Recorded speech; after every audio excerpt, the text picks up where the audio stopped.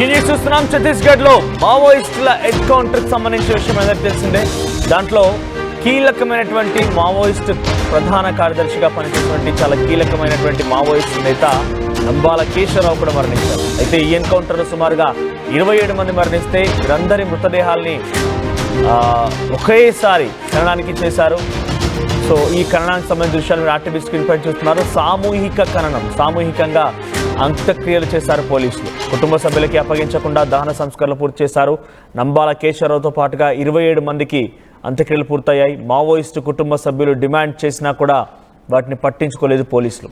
మృతదేహాలను అప్పగిస్తే ఊరేగింపుగా తీసుకెళ్తారు, స్వగ్రామాల్లో ర్యాలీలు చేస్తారు, అంత్యక్రియలు చేసిన చోట స్తూపాలు కడతారు. మళ్ళీ నక్సలిజం వైపుగా కొందరు ఆకర్షితులయ్యే అవకాశం కూడా ఉందని చెప్పి అందుకే కుటుంబ సభ్యులకు మృతదేహాలు ఇవ్వలేదని చెప్పి పోలీసులు చెప్తున్నారు. జమ్మూ కాశ్మీర్లో టెర్రరిస్టులకి చేసినటువంటి విధంగానే అంత్యక్రియలు చేశారు పోలీసులు. మనం ఆర్టీవీ స్క్రీన్ పైన చూస్తున్నాం.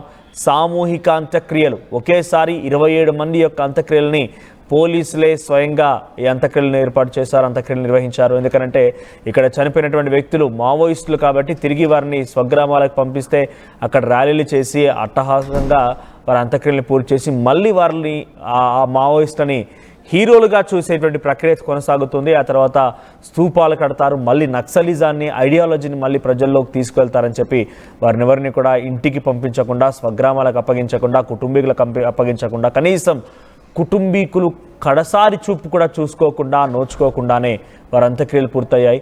సుమారుగా 27 మంది అంత్యక్రియల్ని ఒకేసారి ఛత్తీస్గఢ్ రాష్ట్రంలో అక్కడ దీన్ని నిర్వహించారు. ఒకేసారి 27 మంది అంత్యక్రియల్ని సామూహిక అంత్యక్రియలుగా చూడడం జరిగింది.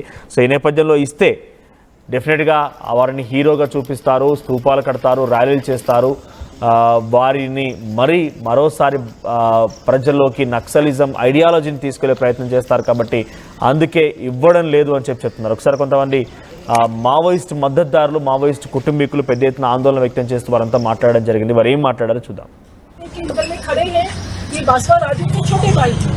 इनकी माँ अभी भी जिंदा है, उसने अपने बेटे को पिछले 20 सालों से नहीं देखा। इसी तरह उनके बगल में जो भाई है ये सुंदरराव है, ये जो है ये चिराला के हैं। इनके जो भाई जिसके बेटे के लिए नवीन इनका नाम है, उसको भी उसके परिवारों ने 30 साल से नहीं देखा है। यही हालत बाकी परिवारों की ही है। 15 साल 20 साल अपने परिजन को नहीं देखे हैं। अब जब उनको पता चला कि एनकाउंटर हो गया है, बस उनकी एक ही इच्छा थी कि हम अपने व्यक्ति को, हम चाहते हैं कि हमारा व्यक्ति को हम उसका अंतिम संस्कार हम करें, बस उनका एक ही इच्छा था। इसके कारण वो लोग 30 अलग अलग कोर्टों में ऐसी कई जजमेंट्स हैं जो एक मृतक के लिए, मृतक के अधिकार के लिए उसमें जजमेंट्स हैं। अंतर्राष्ट्रीय लेवल में भी ऐसे बहुत जजमेंट्स हैं। तो इसलिए नारायणपुर पुलिस ने जो काम किया है यहाँ पर, जो जबरदस्ती एक तरह से तेलंगाना और आंध्र प्रदेश के जो मरे हुए लाशों को जो वहाँ पे अभी जलाने का जो काम चल रहा है, ये पूरी तरह से ये गैर कानूनी एक कृत्य है। तो परिवार वाले, मैं केवल इसलिए बोल रही हूँ क्योंकि परिवार वाले अपनी बात पूरी तरह से हिंदी में नहीं रख पा रहे हैं, मगर एक एक परिवार से आप लोग बात कर सकते हैं। एक एक परिवार का साफ साफ ये कहना है कि हमारे साथ में यहाँ पे अन्याय हुआ है और हम लोग इसके लिए आगे भी लड़ेंगे, हम आगे भी कोर्ट में जाएंगे और हम ये कहेंगे कि हमारे साथ में यहाँ पे अन्याय हुआ है।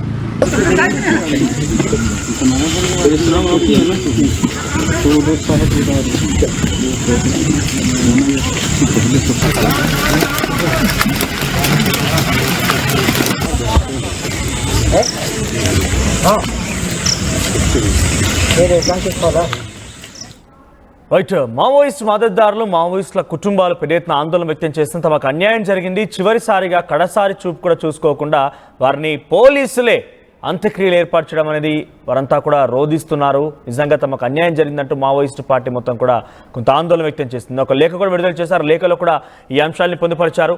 చనిపోయినటువంటి మావోయిస్టులను చూస్తేనే భయం అవుతోంది. వాళ్ళు ఏమైనా మీ ప్రభుత్వాలని కుప్పకూల్చే అవకాశం ఉందా? మీ రాజకీయంగా మరి ఎదుగుదలని తొక్కేసే అవకాశం ఉందా? వారు ఏమైనా బాంబుల్లా మిసైల్లో పేల్తారా? చనిపోయినటువంటి మృతదేహాలపైన రాజకీయాలు ఎందుకంటూ కూడా చాలామంది క్వశ్చన్ చేస్తున్నారు. నిజానికి చనిపోయినటువంటి శవాలని ఇవ్వాలి అని చెప్పి పెద్ద ఎత్తున వారి యొక్క ఎన్కౌంటర్ పూర్తయిన రోజు నుంచి కూడా ఈ డిమాండ్ వినిపిస్తుంది. కానీ ఇప్పటివరకు ఇవ్వకపోగా సామూహిక అంత్యక్రియల్ని ఏర్పాటు చేసి అందరినీ కూడా ఒకేసారి వారందరికీ ఖననం చేయడం జరిగింది. దీనికి సంబంధించి మరిన్ని అప్డేట్స్ మా ప్రతినిధి వెంకటరత్నం అందిస్తారు. వెంకటరత్నం, సో ఏంటి సామూహిక అంత్యక్రియలు పెద్ద ఎత్తున కలకలం రేపుతున్నాయి. తమకు అన్యాయం జరిగిందంటూ తమ మావోయిస్టు కుటుంబాలు మొత్తం కూడా ఆందోళన వ్యక్తపరుస్తున్నాయి. ఛత్తీస్గఢ్ ఏకంగా ర్యాలీ నిరసన కూడా కొనసాగుతున్నాయి. చనిపోయినటువంటి ఆ మృతదేహాలను చూస్తే పోలీసులు భయపడిపోతున్నారు, ప్రభుత్వాలు భయపడిపోతున్నాయి. చనిపోయిన వ్యక్తులు ఏమైనా బాంబులా పేల్తారా, మీ గుండెల్లో రైలు పరిగెడుతున్నాయంటూ కూడా అటు మావోయిస్టు సంఘాల నుంచి మద్దతుదారుల నుంచి ఇదే వర్షం వినిపిస్తోంది. నిన్న ఒక లేఖలో కూడా సెంట్రల్ దళ కమాండ్ దండకారణ్యానికి సంబంధించినటువంటి సెంట్రల్ జోన్ కమిటీ కూడా ఒక లేఖ విడుదల చేస్తే అందులో కూడా అంశాలు పొందుపరిచింది. సో సామూహిక అంత్యక్రియల్ని ఎలా చూడాలి, ప్రస్తుతం దీనిపైన మావోయిస్టు సంఘాలు ఏం చెప్తున్నాయి, మావోయిస్టు మద్దతుదారులు ఏం చెప్తున్నారు? మావోయిస్టుల అంత్యక్రియలు ప్రభుత్వమే, ఛత్తీస్గఢ్ ప్రభుత్వమే చేయడం పట్ల కూడా చాలా తీవ్రమైనటువంటి నిరసనలు, ఆగ్రహ జ్వాలలు మాత్రం దేశవ్యాప్తంగా వెళ్లేటువంటి అవకాశం అయితే ఉంది. ప్రస్తుతానికైతే ఇక్కడ ఛత్తీస్గఢ్ తో పాటు ఉమ్మడి వరంగల్ జిల్లాలో కూడా అనేకమైనటువంటి ర్యాలీ నిరసనలకు కూడా ఇప్పుడు తెరదీసేటువంటి అవకాశం కనిపిస్తుంది. ఈ రోజు ప్రజా సంఘాల నేతలు, పౌర హక్కుల నేతలు, అలాగే వామపక్ష భావజాలం ఉన్నటువంటి వాళ్ళందరూ కూడా రాకేష్ ఇంటికి చేరుకునేటువంటి పరిస్థితి కనిపిస్తుంది. దీనికి సంబంధించి కూడా పలువురు మావోయిస్టులు కూడా చాలా తీవ్రమైనటువంటి నిరసన వ్యక్తం చేసేటువంటి పరిస్థితి కనిపిస్తుంది. ఇప్పటికీ ఇక్కడ ఒక తీవ్రమైనటువంటి ఆవేదన వీళ్ళ లేఖలో కూడా కనిపించింది. ఎందుకంటే కాల్పుల విరమణకు ఎన్నిసార్లు లేఖలు రాసినా ఎందుకు ఒప్పుకోలేదు, ఒకవేళ పాకిస్తాన్ తోటి మాత్రము కాల్పుల విరమణకు వీళ్ళు అంగీకరించినటువంటి నేపథ్యంలో కూడా ఇక్కడ మావోయిస్టులు అంతకంటే దారుణంగా ఉన్నారా, ఈ దేశ పౌరులు, ఈ దేశంలో ఉన్నటువంటి వాళ్ళు, ఇక్కడ పుట్టి పెరిగినటువంటి వాళ్ళు పాకిస్తాన్ తీవ్రవాదుల కంటే అంత అన్యాయం అన్నటువంటి ఒక ప్రశ్నలు నిజంగా అందరినీ చేసేటువంటి అంశాలుగా మనకు కనిపిస్తున్నాయి. గత వారం రోజులుగా రాకేష్ అంత్యక్రియ, రాకేష్ కు సంబంధించి, అలాగే ఇక్కడ మావోయిస్టు అగ్రనేత నంబాల కేశవరావు, అలాగే ఇక్కడ చీరాలకు చెందినటువంటి జంకు నవీన్, ఇతను రెండో కేటగిరీగా చెప్తున్నారు. రంగారెడ్డి జిల్లా కేశంపేటకు చెందిన వేముల గ్రామానికి చెందినటువంటి వన్నాడ విజయలక్ష్మి, అలాగే రాకేష్ వరంగల్ కు చెందినటువంటి రాకేష్, ఈ నలుగురు తెలుగు రాష్ట్రాలకు చెందినటువంటి వాళ్ళ మృతదేహాలు ఇప్పించకపోవడం పట్ల తెలుగు రాష్ట్రాలతో పాటు అక్కడ మరికొంతమంది మృతదేహాలని కూడా అప్పగించకపోవడం వల్ల అటు ఛత్తీస్గఢ్ లో కూడా నిరసన జ్వాలలు కూడా మిన్నంటున్నటువంటి పరిస్థితి. దీన్ని దృష్టిలో పెట్టుకొని ఇక్కడ అనేక అంశాలు, అనేక ప్రశ్నలు కూడా ఇక్కడ మావోయిస్టు సానుభూతి పరులు, వామపక్ష భావజాలం ఉన్నటువంటి వాళ్ళు సంధిస్తున్నటువంటి పరిస్థితి. ఇప్పటికీ ఆర్టికల్ 19 అంటే భావ ప్రకటన స్వేచ్ఛను, ఆర్టికల్ 21 అంటే జీవించే హక్కును ప్రభుత్వం కాలరాస్తుంది. ఇక్కడ కనీసం హిందూ ధర్మం పేరు చెప్పుకొని పబ్బం గడిపేటువంటి భారతీయ జనతా పార్టీ లాంటి రాజకీయ నేతలు కూడా కనీసం దహన సంస్కారాలకు వాళ్ళ కుటుంబ సభ్యులకు శవాలను అప్పగించకపోవడాన్ని కూడా తీవ్రంగా పరిగణిస్తున్నారు. అంటే అనేక ప్రశ్నలు, ఈ ప్రశ్నలకు సమాధానాలు లేని ప్రశ్నలుగా మిగులుతున్నట్టుగా మనకు దీన్ని బట్టి చూస్తే తెలుస్తుంది. అయితే వీటన్నిటికి సంబంధించి కూడా చివరి చూపు చూసుకోవాలి నా బిడ్డనని చెప్పి రాకేష్ ఆ తల్లి కూడా ఎంతో రోదనగా. మీరు కూడా రాకేష్ కుటుంబీకులతో మాట్లాడుకొచ్చారు. రాకేష్ కుటుంబం కూడా తీవ్రమైనటువంటి ఆందోళన వ్యక్తం చేసింది, ఆవేదన వ్యక్తం చేసింది. అంబాల కేశవరావు కుటుంబీకులు కూడా ఆందోళన వ్యక్తం చేస్తున్నారు. మరోవైపుగా భూమిక అనేటువంటి మరో అమ్మాయి కూడా తెలుగు రాష్ట్రాలకు సంబంధించిన సుమారుగా 3-4 ఉన్నారు. వీరంతా కూడా వారి కుటుంబాల ఆవేదన వ్యక్తం చేస్తున్నారు. ప్రజెంట్ రాకేష్ ని చివరిసారిగా కడసారి చూపు కూడా నోచుకున్నటువంటి ఆ కుటుంబీకుల ఆవేదన ఎలా ఉంది?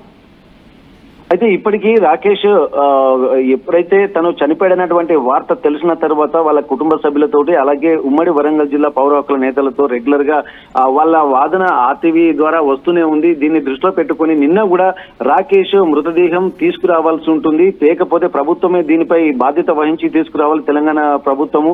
అలాగే నంబల కేశవరావు అంటే తెలుగు రాష్ట్ర ప్రభుత్వాలు కూడా వీళ్ళని తీసుకొని బాధ్యత తీసుకోవాల్సినటువంటి అవసరం ఉంటుంది. చివరి చూపు మాకు కల్పించాల్సినటువంటి విజ్ఞప్తిని కూడా వీళ్ళు చేశాయి. కానీ ఇప్పటి వరకు అట్లాంటి పరిస్థితి రాకపోవడంతో వాళ్ళు తీవ్రమైనటువంటి ఆవేదనతో తాము కూడా ఆత్మహత్య శరణ్యం అన్నటువంటి ఆవేదన వాళ్ళలో కనిపించింది. తన తల్లి మాట్లాడేటువంటి మాటలు చూస్తే మాత్రం తల్లికి చిన్న కొడుకే అంతిమ సంస్కారం చేస్తాడు, ఆ చిన్న కొడుకు అంతిమ సంస్కారం చేసే భాగ్యానికి నేను లోచుకోకుండా చివరి చూపు చూసుకునేటువంటి భాగ్యాన్ని కూడా నాకు కల్పించండి అని చెప్పి ప్రభుత్వాలకు అలాగే పెద్దలకు కూడా విజ్ఞప్తి చేసినటువంటి పరిస్థితి. కానీ దీన్ని దృష్టిలో పెట్టుకుని ఎవరు స్పందించకపోవడంపై తాము కూడా చాలా ఆవేదన, అంటే ఈ సమాజంలో మేము ఉన్న మా బతికే హక్కు మాకు లేదా, మమ్మల్ని కూడా అందరిని కలిపి చంపేయండి అన్నటువంటి ఒక ఆవేదన భరితమైనటువంటి మాటలతో పాటు ఇక్కడ మిగిలినటువంటి వాళ్ళందరూ వామపక్ష భావజాలం ఉన్నటువంటి వాళ్ళందరూ కూడా అక్కడికి చేరుకొని ఆ కుటుంబానికి సంఘీభావం వ్యక్తం చేశారు. అయితే విద్యార్థి సంఘాలతో పాటు పౌర హక్కుల నేతలు, అలాగే మాజీ మావోయిస్టులు, ప్రజా సంఘాల నేతలు కూడా అక్కడికి చేరుకొని వారికి సానుభూతి ప్రకటిస్తున్నటువంటి తరుణంలోనే ఎప్పుడైనా రాకపోతుందా, కనీసం చివరి చూపు నోచుకోకపోతామా అన్నటువంటి ఒక ఆలోచన వాళ్ళలో ఒక ఆశ ఉండే. కానీ నిన్న ఛత్తీస్గఢ్ ప్రభుత్వమే అంత్యక్రియలు చేశారన్న తర్వాత వాళ్ళ తల్లిదండ్రులు, వాళ్ళ నాన్న, అలాగే వారి బంధువులు కూడా ఛత్తీస్గఢ్ లోని బీజాపూర్ ప్రభుత్వ ఆసుపత్రి దగ్గరనే 6 రోజులుగా వెయిట్ చేశారు. నిన్న వారితో చెప్పారని చెప్పారు పోలీసులు. ఏంటంటే ఇక్కడ దహన సంస్కారాలు మేమే చేస్తాము, వీటిపైన సంతకాలు పెట్టండి అని చెప్పి రాకేష్ తండ్రికి వాళ్ళ బంధువులకు కూడా చెప్తే వాళ్ళు ఒప్పుకోకుండా మేము సంతకాలు పెట్టమని చెప్పి వాళ్ళు వెనుదిరిగారు. అంటే వాళ్ళు వెనుదిరిగిన తర్వాత వీళ్ళు ప్రభుత్వమే ఇనిషియేషన్ తీసుకొని వాళ్ళు అక్కడ ఛత్తీస్గఢ్ లోనే అంత్యక్రియలు చేయడాన్ని కూడా ఇక్కడ ఉన్నటువంటి వాళ్ళందరూ వామపక్ష భావజాలం ఉన్నటువంటి వాళ్ళందరూ ఇక్కడ చాలా తీవ్రమైనటువంటి సమాచారం కనీసం మావోయిస్టుల మృతదేహాలని ఒకేసారి సామూహికంగా అంత్యక్రియలు చేపడుతున్నామని చెప్పి పోలీసుల నుంచి ఆయా కుటుంబాలకు కానివ్వండి, వారి బంధువులకు కానివ్వండి, అండ్ ముఖ్యంగా కనీసం తల్లిదండ్రికైనా కట్టుకున్న భార్యకైనా సమాచారం అందిందా? పోలీసుల నుంచి సమాచారం వచ్చాయి చివరిసారిగా చూపు కోసం ఎవరిని కూడా ఆహ్వానించలేదా? అయితే ఇక్కడ వీళ్ళు ముందు చనిపోయిన తర్వాత గుర్తింపు, అంటే చనిపోయినటువంటి వాళ్ళందరూ మీ కుటుంబ సభ్యులైనా అన్నటువంటి ఇన్ఫర్మేషన్ ఛత్తీస్గఢ్ నుండి స్థానికంగా పోలీస్ స్టేషన్ లకు వచ్చింది. ఇక్కడ పోలీసు వాళ్ళకి రాకేష్ కుటుంబ సభ్యులకు సమాచారం అందించిన తర్వాత తమ కుటుంబ సభ్యుల మృతదేహాన్ని తెలుసుకోవడానికి వీళ్ళు ఛత్తీస్గఢ్ వెళ్లారు. వెళ్ళిన తర్వాత అక్కడ చూపించారు, ఫేస్ మాత్రం చూపించారు. చూపించిన తర్వాత తనే అన్నటువంటి విషయం తెలిసిన తర్వాత ఇక వాళ్ళని అక్కడి నుండి మృతదేహాలను మళ్ళీ చూడనివ్వలేదు. వారం రోజులుగా అక్కడే ఉన్నటువంటి ఒక హోటల్లో వాళ్ళు బస చేస్తున్నారు. ఎక్కడ తింటున్నారో వాళ్ళు కూడా షుగర్ పేషెంట్లు అని చెప్పి వీళ్ళు ఆవేదన వ్యక్తం చేస్తున్నారు. కానీ అప్పటి నుండి నిన్న సాయంత్రం వరకు, అంటే వీళ్ళు ఖననం చేద్దామని చెప్పి ప్రభుత్వం నిర్ణయించుకునేటువంటి వాళ్లకు ఈ డెడ్ బాడీకి సంబంధించినటువంటి ఎటువంటి విషయాలు కూడా వీళ్ళకు చెప్పలేరు. వాళ్ళు ప్రతిరోజు ఉదయము హాస్పిటల్ దగ్గరికి వెళ్ళడము, అక్కడ పడిగాపులు గాయడము, మళ్ళీ తిరిగి అక్కడ స్థానికంగా ఉన్నటువంటి హోటల్లోకి వెళ్ళడం, ఇదే తంతుగా వారం రోజుల నుంచి కొనసాగుతుంది. కానీ చివరిసారిగా నిన్న మాత్రము వాళ్ళ బంధువులకు సంబంధించి మేము దహన సంస్కారం ఇప్పటికే కొన్ని బాడీ డీకంపోజ్ అవుతుంది కాబట్టి మీరు దీనిపై సంతకాలు చేయండి, మేమే ఇక్కడ దహన సంస్కారాలు చేస్తున్నట్టుగా మీ దగ్గర నుంచి మాకు సంతకాలు కావాలంటే కూడా వాళ్ళ తల్లిదండ్రులు ఒప్పుకోకపోవడంతో వాళ్ళు వెంటనే మళ్ళీ మీకు శవాలను అప్పగించము అన్నటువంటి ఖచ్చితత్వంగా ప్రభుత్వం వాళ్ళు చెప్పడంతో, ఛత్తీస్గఢ్ ప్రభుత్వం చెప్పడంతో వీళ్ళు విధిలేని పరిస్థితుల్లో వెనక్కి తిరిగిన తర్వాత వాళ్ళ అంతిమ సంస్కారం కూడా ప్రభుత్వమే చేసిందిగా దాన్ని దృష్టిలో పెట్టుకొని వీళ్ళు ఇక్కడ కుటుంబ సభ్యులు కూడా రోదన మిన్నంటాయి. ఈ రోజు కూడా వాళ్ళ కుటుంబానికి సంఘీభావంగా చాలా మంది ప్రజాస్వామ్యవాదులు కూడా అక్కడికి రాకేష్ కుటుంబం ఇంటికి చేరుకునేటువంటి అవకాశం ఉంటుంది. ఇప్పటికే ఆర్టీవీలో వస్తున్నటువంటి వరుస కథనాలను దృష్టిలో పెట్టుకొని కూడా అప్పటికి చాలా మంది వామపక్ష భావజాలం ఉన్నటువంటి వాళ్ళు ఈ రాకేష్ కుటుంబానికి, అలాగే నంబల కేశవరావు, అలాగే చనిపోయినటువంటి వాళ్ళందరికీ కూడా ప్రగాఢ సానుభూతిని తెలియజేస్తున్నారు. దీన్ని మాత్రం ఒక తీవ్రమైనటువంటి నిరసన వ్యక్తం చేసేటువంటి పరిస్థితులు కనిపిస్తున్నాయి. వాళ్ళ మాటలు చూస్తుంటే అన్ని జీవించే హక్కు లేదా మాకు అన్నటువంటి కోణంలో చెప్పడము, అలాగే కొన్ని బ్రతికే హక్కును చట్టాలంటే రాజ్యాంగం మీద ప్రమాణం చేసి వచ్చినటువంటి వాళ్ళు రాజ్యాంగాన్ని అమలు పరచకుండా వాళ్లకు నచ్చినటువంటి విధంగానే ఉండి రాజ్యాంగం యొక్క అస్తిత్వానికి, రాజ్యాంగానికి, ప్రమాణానికి కూడా తూట్లు పొడుస్తున్నారన్నటువంటి ఆవేదన కూడా వచ్చినటువంటి వామపక్ష భావజాలం ఉన్నటువంటి వాళ్ళందరూ వ్యక్తం చేస్తున్నటువంటి పరిస్థితి. ఇది ఎప్పుడూ మంచిది కాదు అని చెప్పి ఇక్కడ కొంతమంది మహిళా సానుభూతి పరులు మాత్రం ఇక తిట్లు శాపనార్థాలతో కూడా చెప్తున్నటువంటి పరిస్థితి. మనోజ్, రైట్ వెంకటరత్నం. సో మొత్తం మీద ఛత్తీస్గఢ్ లో సుమారుగా ఒకేసారి 27 మంది మావోయిస్టుల అంత్యక్రియలు పూర్తయ్యాయి. సామూహిక అంత్యక్రియలు పాల్పడ్డారు అక్కడ. సో పోలీసుల దగ్గరుండి 27 మందికి అంత్యక్రియలు కొనసాగించారు. అంటే చాలా కరాఖండిగా మేము మీ కుటుంబీకులకు కానీ స్వగ్రామాలకు కానీ ఈ యొక్క మృతదేహాలను పంపిస్తే అక్కడ వారి చేత మళ్ళీ ర్యాలీలు చేస్తారు, నిరసనలు తెలియజేస్తారు. ఆ తర్వాత వారిని ఒక హీరోయిక్గా చూపించే ప్రయత్నం చేస్తారు. దానివల్ల స్తూపాలు కడుతూ ఉంటారు. ఇలా ప్రతిదీ కూడా వారిని హీరోయిగా చూపించినటువంటి క్రమంలో వాళ్ళ యొక్క ఐడియాలజీ మరింతగా బలపడిపోతుంది, నక్సలిజం అనేది మరింతగా బలపడిపోతుంది. కాబట్టి దాన్ని పూర్తిగా లేకుండా చేయాలని ఆలోచనతో వెళ్తున్నాం. కాబట్టి జమ్మూ కాశ్మీర్లో ఏదైతే ఉగ్రవాదులు ఎవరైతే వచ్చారో అందరినీ హతమార్చి అక్కడ ఏ రకంగా అయితే ఖననం చేస్తారో, అంత్యక్రియలు పూర్తి చేస్తారో, సో అటువంటి విధానాన్ని ప్రస్తుతం పోలీసులు ఇక్కడ కూడా చేస్తున్నారు. 27 మందిని సామూహిక అంత్యక్రియల్లో వారందరినీ కూడా ఖననం చేశారు. ఏదేమైనా కూడా ఈ విషయం పైన పెద్ద ఎత్తున మావోయిస్ట్ సంఘాల నేతలు, మావోయిస్టు మద్దతుదారులు సిపిఐ సిపిఎం కామ్రేడ్ పార్టీలు ఇవన్నీ కూడా తీవ్ర ఆందోళన వ్యక్తం చేస్తున్నాయి. ఇది ఎప్పటికీ కూడా దుశ్చర్యగానే చూస్తాము అని చెప్తున్నారు. మరి ముఖ్యంగా ఒక లేఖ కూడా విడుదలైంది దండకారణ్యం సెంట్రల్ జోన్ నుంచి ఒక లేఖ విడుదలైంది. దాంట్లో మీరు భౌతికంగా మావోయిస్టును అంతమొందించవచ్చు, నిర్మూలించవచ్చు, కానీ నక్సలిజాన్ని మావోయిజాన్ని మాత్రం ఎట్టి పరిస్థితుల్లో కూడా ఐడియాలజీని మాత్రం అంతమొందించలేరని చెప్పి చాలా క్లియర్గా ఆ లేఖలో పొందుపరిచారు.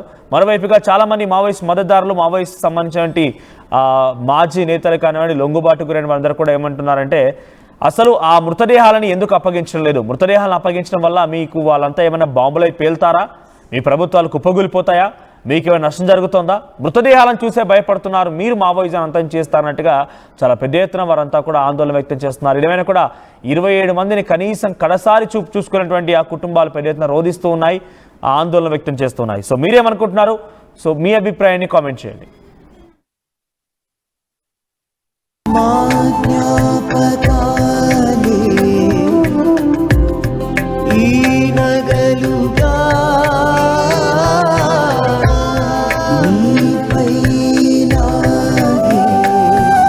అమ్మాయి గౌరవాన్ని అమ్మలా కాపాడుతుంది. Gokulam signature jewels. Sugar patients chapati రోటీ కాకుండా సంతృప్తిగా రైస్ కూడా తినవచ్చు. Doctor rice, sugar free rice, doctor rice, diabetic rice, sugar పెంచని బియ్యం, డాక్టర్ రైస్.